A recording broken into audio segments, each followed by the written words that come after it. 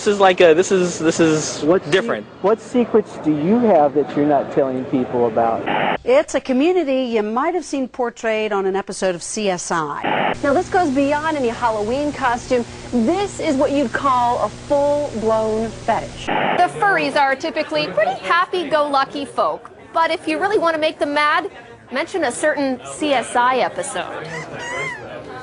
Well, I like hairy chests, but I'm not about to bop a 6-foot weasel. The New York Mets, we know they're hurt, now they're also exhausted, and they blame it on some furry creature staying at their hotel. How did they do, Scotty? Furries were not their only foes in Pittsburgh. Oh.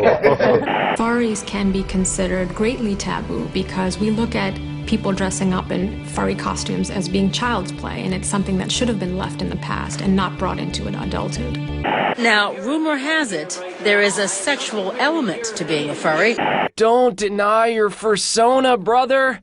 There is a sexy raccoon living inside you. Let him out. Shall we? Oh, after you. No, after you. No, after you. No, I insist. I insist. This is going to be a most lovely evening. Indubitably. Boom!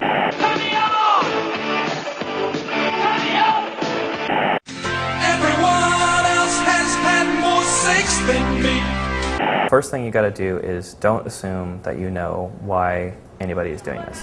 Because it's fun. Poker face. But it's important to note that contrary to popular misconceptions, most furries don't have a sexual fetish for fur. You'd be amazed how much boundaries between people disappear when you're wearing one of these things. I bet you would let me give you a hug right now. I would. Here, give me a hug. See? Fursuiters will just go fursuiting, is what they call it, and they just go out on the street and play, run around. They create a kind of bubble of Disneyland.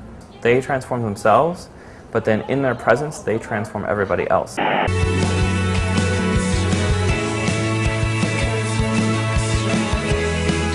What do you think when you see somebody in a costume like that walking around? I feel like I want to dress like that also. But I see myself as rather foxy.